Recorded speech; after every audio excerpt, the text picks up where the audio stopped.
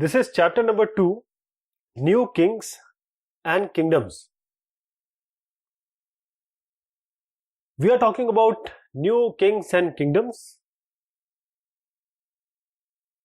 First, let's have a look at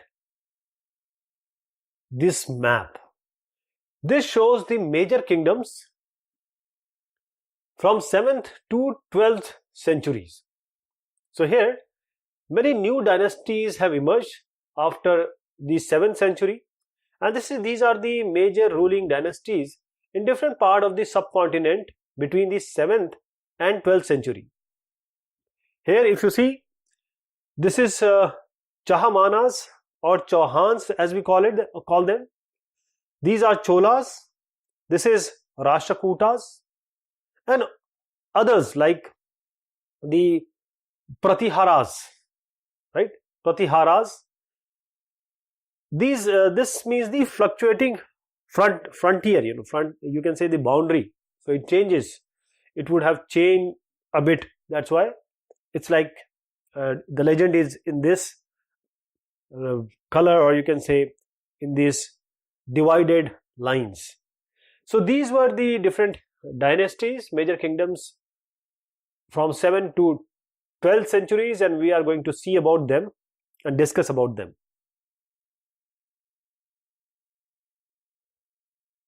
The upcoming or emergence of new dynasties. By the 7th century, there were big landlords or warrior chiefs in different regions of the subcontinent. Now what happened? Existing kings often acknowledged them as their subordinates, or you can say as some samantas, samant. So they were expected to bring gifts for their kings and overlords and be present at their court and provide them with their military support as well.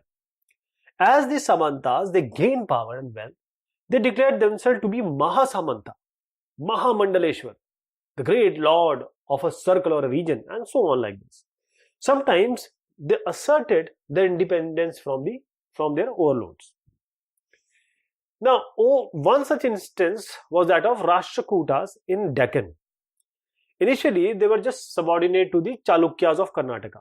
But in the mid-18th century, Danti Durga, a Rashtrakuta chief, overthrew his Chalukya overlord, and he performed a ritual which was called as Hiranya Garbha. This was known as, literally it means the golden womb.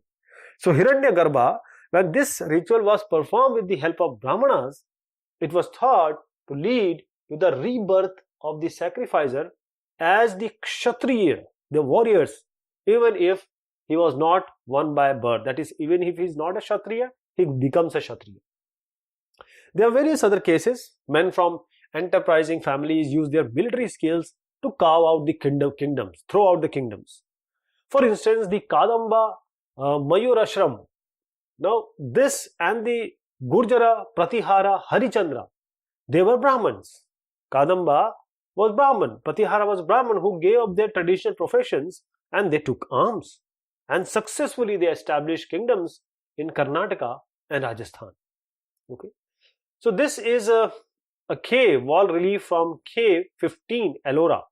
It shows Vishnu as Narsimha, that is man-lion. So it is a work of the Rashtrakuta period. How was the administration in these kingdoms?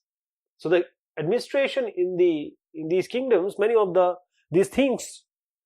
these new things adopted high-sounding titles, create big, heavy load words like Maharajadhiraja, great king, that is overlord of the king, and Tribhuvana Chakravartin, lord of the three worlds, and so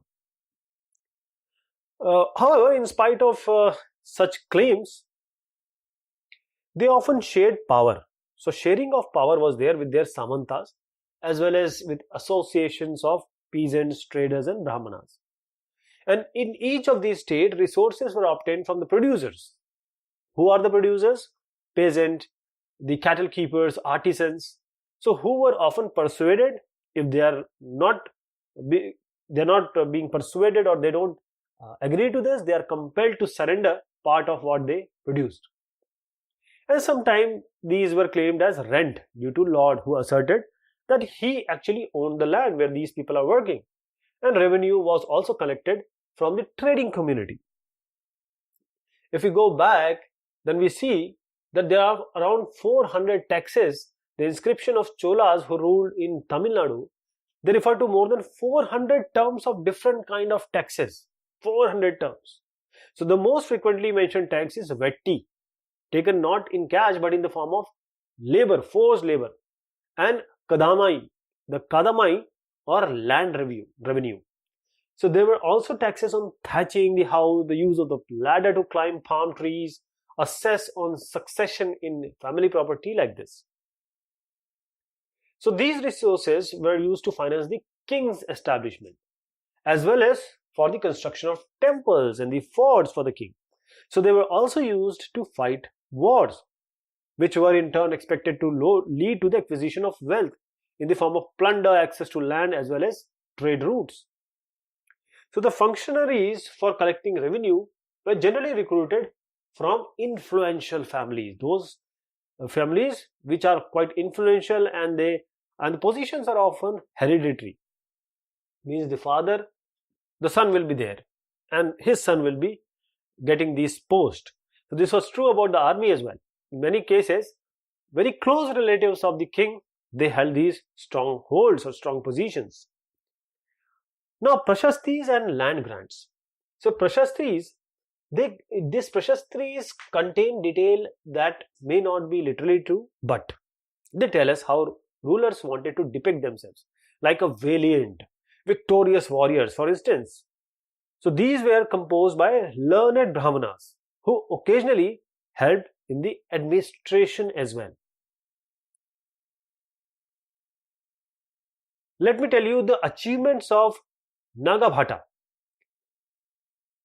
Here if you see, many rulers describe their achievement in prashastis, and you have already read about this, or we have already discussed about this prashasti in Gupta ruler, Samudragupta last discussion.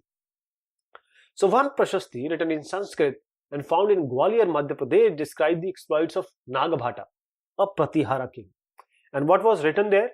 The kings of Andhra, Sindh, Sandhva, Vidarbha, part of Maharashtra, Kalinga, part of Orissa, and fell before him even as he was a prince.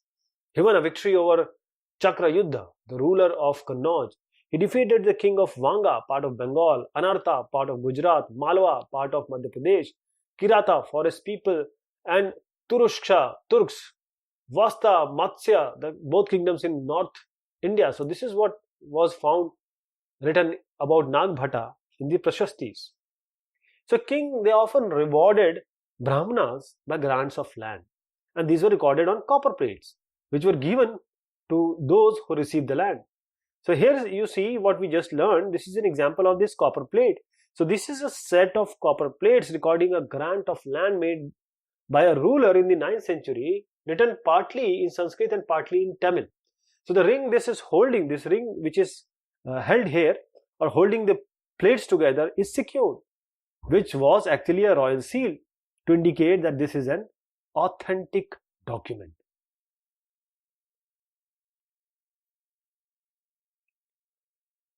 Now, as we saw, what was given with the land? Not only the land, this is a part or excerpt of the Tamil section of the land grant given by the Cholas. So, apart from this land, we have demarcated the boundaries of the land by making earth embankments as well as by planting thorny bushes. This is what the land contains. Fruit-bearing trees, water, land, garden and orchards, trees, wells, open spaces, a pasture land, a village, anthills, platforms, canals, ditches, rivers, silt-laden land, tanks, granaries, fish ponds, beehives, and deep lakes. So he who received the land can collect taxes from it. He can collect the tax imposed by judicial officers as fines, the tax on betel leaves, and then on woven cloth as well as on vehicles. He can build large rooms with upper stories made of baked bricks. He can get large and small wells dug.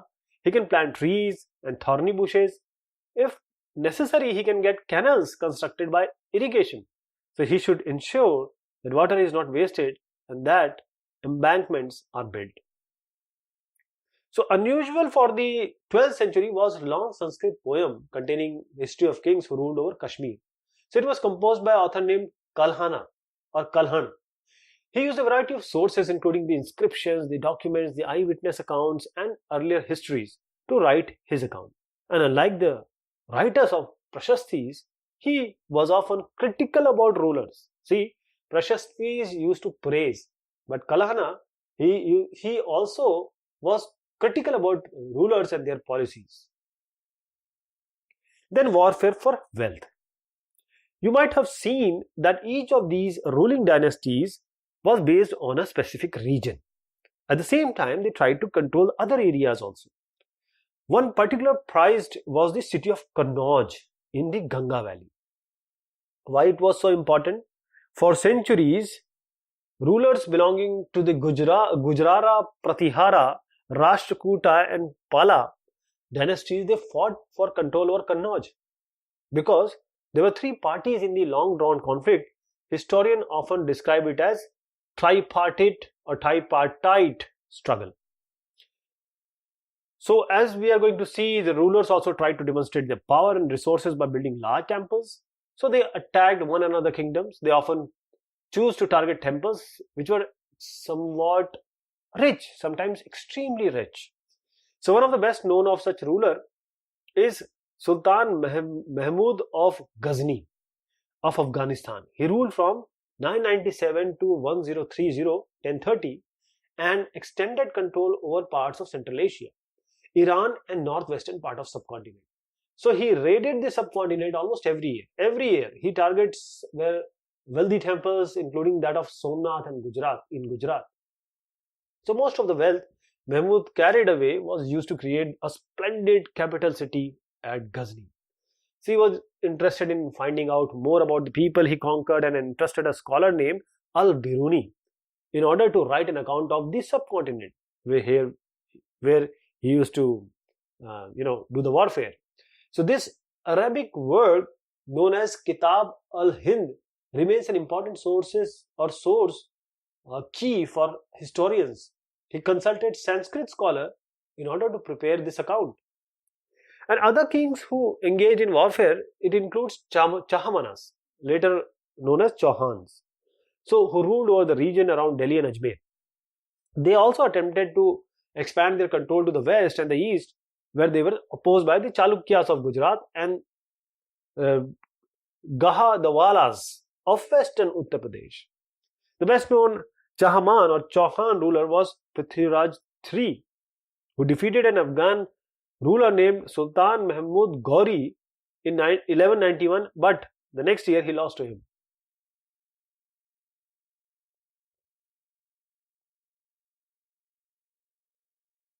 Now we'll talk about Cholas. Cholas. Let's have a closer look at Cholas.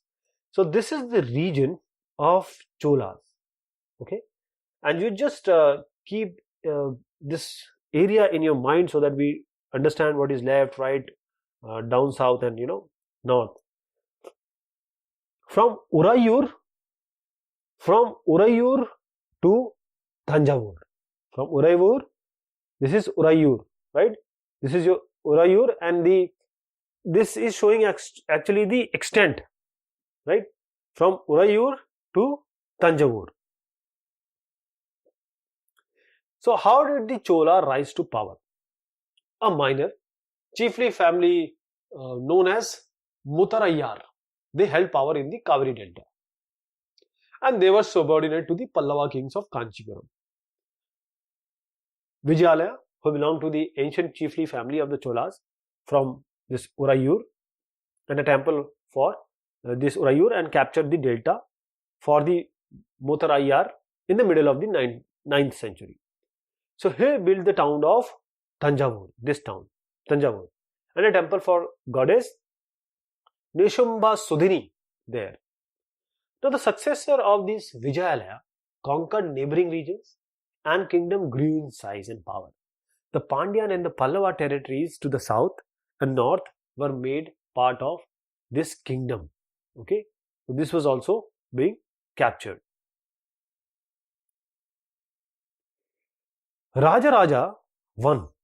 So Rajaraja I, considered the most powerful Chola ruler, became king in 985 and expanded control over most of this area. He also reorganized the administration of the empire. Rajaraja's son Rajendra I, this man, continued his policy, and he even raided the Ganga Valley, Sri Lanka, and the countries of Southeast Asia, developing a navy for these expeditions. In the meantime, there were splendid temples and bronze sculpture. The big temple of Tanjavur and Gangaikonda Cholapuram, built by Rajaraja and Rajendra, are architectural and sculptural marvels. So, this is a picture of a temple of Gangaikonda Cholapuram. You can just notice how this roof tapers. Also have a look at the elaborate stone sculpture used to decorate the outer walls. So the Chola temples often became the nuclei or the center of settlements which grew around them. They were centers of craft production, and temples were also endowed with land by rulers as well by others. The production from the land, or the produce of this land, went to maintain all the specialists who worked at the temple and very often lived near it. Priests, the garland makers, the cooks, the sweepers, the musicians, the dancers. In other terms, or in other words, you can say temples were not only the place of worship, but they were the hub or the key point or center point of economic, social and cultural life also.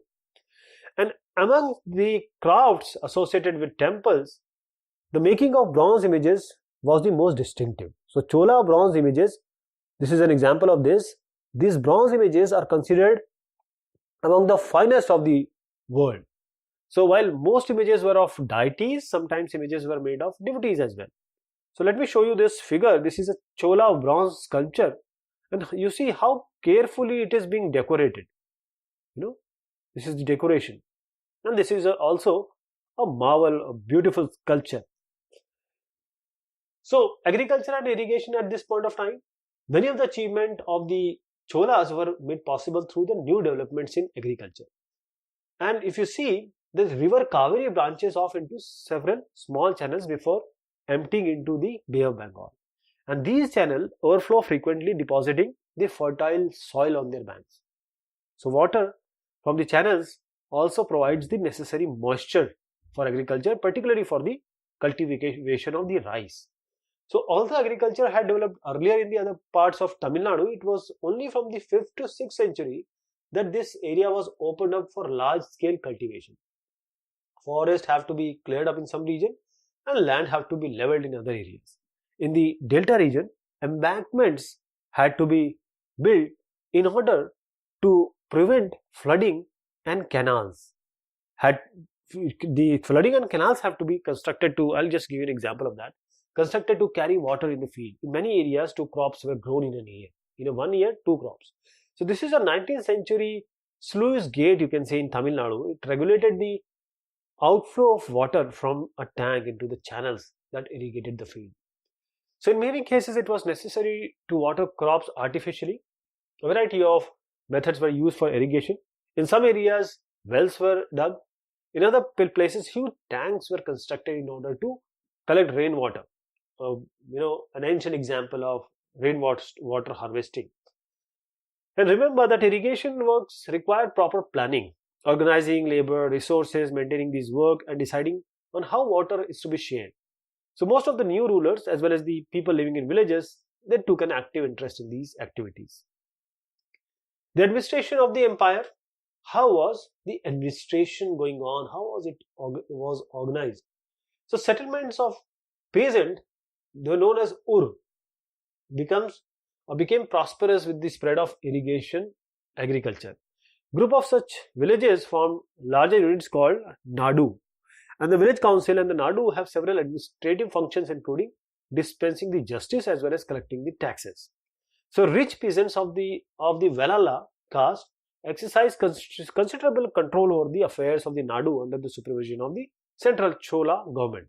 So Chola kings gave some rich landowners title like Mavendravalan or Velan, or you can say peasants serving three kings, okay, and Arayar, that is chief, as markers of respect, and entrusted them with important offices of the state at the center. So these were the type of land we come across. And what were these? Chola's inscription mentions several categories of land, like the Velan Vagai, the land of non-Brahmana peasant proprietors, and Brahmadeya, land gifted to Brahmanas.